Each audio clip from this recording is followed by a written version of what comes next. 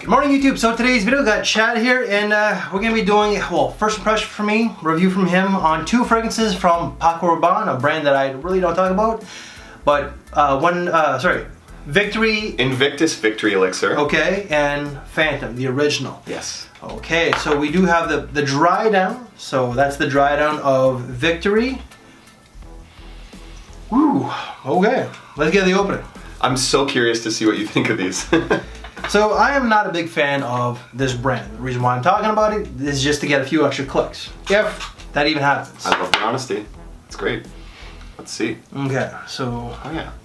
dry down of Victory Elixir, launched last year. It's probably like an amber vanilla fougere type of thing. This classification. Yep. Okay, the opening is better than the dry down. Mm-hmm.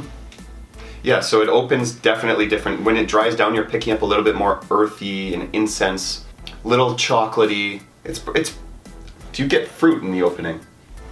Does it smell fruity to you? It smells like a fruity citrus. Yeah. But according to Fragrantica, there's none. There's not. Yeah. Like I do get amber and like a spicy amber in the dry down. Right. So when I first sprayed this on, at least on skin, it definitely does smell different on test strips. It kind of smelled like a fruity Bounty bar. Fruits, chocolate, and coconut. A trio. But it doesn't really smell like that on paper. Bounty bar. Yeah, a fruity Bounty bar. That's a good, that would be an even better chocolate bar. Yeah, honestly, it really would be. And it does kind of perform that way, even though most of those notes are not listed here. So, at least to me. I mean, I may be crazy, but... So... vanilla is like the main takeaway for both, like the opening and the dry down. Now, vanilla is more of a base note, so okay, the note breakdown for this, I'll just do it. Top note's gonna be cardamom, black pepper, and lavender. I do get the spices, and I do get that lavender. The mid is gonna be incense and patchouli. I don't really get incense, and it's been there for like the last 30 minutes, but I do get like an ambery, woody nuance, and the base is gonna be tonka bean and vanilla pod. And vanilla, even in the opening, is there. Very prominent throughout the entire life of this fragrance. That's going to be the main takeaway. I do pick up more on that patchouli and incense combination towards the dry down. It pops. Gives it a little bit of a sophisticated edge to a somewhat juvenilely sweet fragrance, in my opinion. This is a young man. Yeah, for sure. And one interesting thing, I don't know if you did this on purpose, but these two fragrances have a lot of similarities to them, which is what I never really thought of. But we'll get there when we get to Phantom. So this is clearly, it's not for me, but this does have like a younger man's vibe. For sure. The brand, in my opinion, really just caters to the younger guy. But if you're an old guy who likes it, then of course wear it. Paco Rabanne put that is an older man's scent. Been a while since I smelled that. It's dated as hell. I actually wore it like pretty recently, actually, which is weird. What the hell is wrong with you? I found an old bottle at my house, so I was like, you know what, why not, right?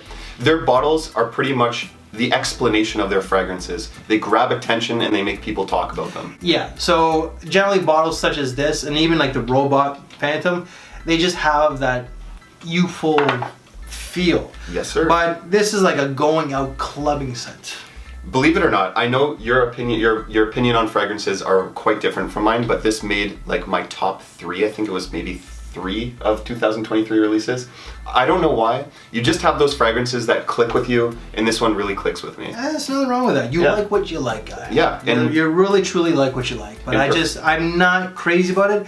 I don't hate it. Yeah. I really don't. But it's just not something that I would reach and wear. When you asked me to bring it with me, I was like, I totally know he's not going to like this one, but I love to see your opinion on these things, you know, like what you think, and you know. It's for me, it's colder season going out. Nighttime. Yep. Nighttime. I think that you can wear this to the club. I think that you can wear this on a date. Exactly. Probably more of a date fragrance than a club.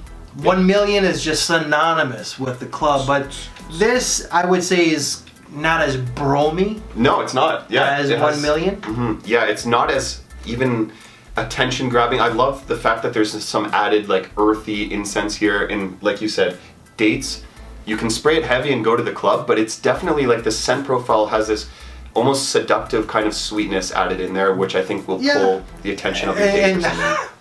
I hate to say it, this is a classier than a lot of the other club fragrances. If people are saying that this is a club scent, this is classier than JPG Le Mans, which I'm wearing right here because I'm doing a video tomorrow. All right. But like 1 million. Emporio Armani, Stronger With You. Yeah. Stronger With You, absolutely. I'm too old for the club, so I don't know what really is a club fragrance, but this does have a little bit more class. That's why I'm thinking more of a date fragrance. Yep, I think I might have said in my video, but I think I said pretty much that exact statement in my opinion. It's like a date fragrance, but it can also be versatile for the club if you overspray, but you're gonna smell, in my opinion, higher class than those other fragrances. And what's the longevity on this one? I got around 12 hours of performance. Oh. So this fragrance, it does an interesting thing with my nose. It has an on and an off switch. So I'll spray it, 30 minutes later, I don't smell it at all. And then I'll get like, after an hour, I'll be like, oh, I really smell it strongly. And then immediately it disappears. On and off switch. I don't know why. This does get comparisons to Le Beau. Yeah, it also gets comparisons to 1 Million Elixir. Which is another brand, like, you know, JPG that I just don't do, but here I am. I got on this arm. Yeah. You know, I just don't do it, but I'm just doing it for the clicks, right? I personally don't see the similarities. Maybe like a 30% similarity, 20% maybe, but I personally don't see it. I love both fragrances. This one just has a little bit. It's a darker fragrance. That one's a little fruitier, and I think it has pineapple in there or something, but. Yeah, and I don't see the similarity to 1 Million Elixir either. I don't know where they're getting that from. So this is gonna go for about $110 on Fragrance Net. So. Yeah. All right, so that is my quick little take of Victory Elixir, and now we're gonna be talking about Phantom. Now that is the dry down. Chad. This is gonna be your new favorite fragrance. I'm telling you right now. You're gonna love it. Why? Because of the bottle? Yeah. Shut up. All right, so let's get the opening as well, though. Opening's not bad. It's not bad. I don't think it's deserving of being called one of the worst fragrances ever made. Is that what people are saying? Yeah, a lot of people do not like this one at all. Smells very different though, the dry down. Yeah, aromatic, sweet, bubblegummy. Definitely vanilla and lavender. Yep, for sure. Citrus. I think there's 3 different lavenders in here in the opening, the mid, and the base. Oh shit, yeah. It's a so huge, the lavender is going to be the main note. So the notes, according to Fragrantica, lavender is in all 3. You're going to get lemon zest and Amalfi lemon as the top. The mid is going to be earthy notes, smoke, apple, and patchouli. Base is going to be vanilla and vetiver. So yep. So that synthetic apple sweetness that definitely get the vetiver. Yeah. You know what? On tester, I don't get the vetiver on skin, but I was going to say on the vetiver comes out on tester. Vetiver earthy tones. I get lavender throat, vanilla. I get more vanilla in the opening. Yeah. And the dry down. The zest, yeah. That's what I got. And you get the citruses in the opening. Yeah. Do you get the apple? Kind of hard to tell on tester, but... Right. So on my skin, the apple pops kind of like in the way Versace Eros apple would pop. Synthetic sweetness. And then you're getting that bubblegummy opening that kind of Paco Rabanne is known for. Yeah, I could kind of see the bubblegummy sweetness. Yeah, so it citruses as well, and that vanilla is... And I think... I don't know, a lot of people hate on this kind of sweetness. Do you think this is a clubbing scent? Oh yeah, no, yeah. This is more of a clubbing fragrance than this one here. Yeah, see, that's the weird thing, is it has the scent profile of a clubbing fragrance, but it performs like a date night fragrance. It doesn't actually perform beastly off your skin like you'd think it would with a scent profile like this. Whew, my inner douchebag's coming out right now. Sexy, sweet, yummy, yeah! Oh, bust into character. Woo! Jeremy just came out. Power! Whoa! Oh man. Gives me energy though. I think there's something else that gives that man energy. But definitely a club scent. Yes. Winter, fall, maybe early spring, yeah. You know, I think that the thing is with a lot of these Paco Rabanne fragrances, they just get immediate hate on because the bottles are very juvenile and attention grabbing. Yes, that's good. That's gonna grab your attention. It looks like a Lego figure, or like, you know, it just looks very weird. By the way, I don't know if you knew, but this is the world's first connected fragrance. That's a selling point of it. It has a built-in NFC chip, and if you touch your phone to it, it brings up like a web page. This is the 50 ml. It doesn't have it on here. The 100 ml does. Yeah. So it's a really weird selling point. Like, why do you need to connect your fragrance to your phone? But price tag ranges anywhere from like $70 to like $120 Canadian. That's not bad. Yeah, I think I bought a tester for like 69-ish. So okay.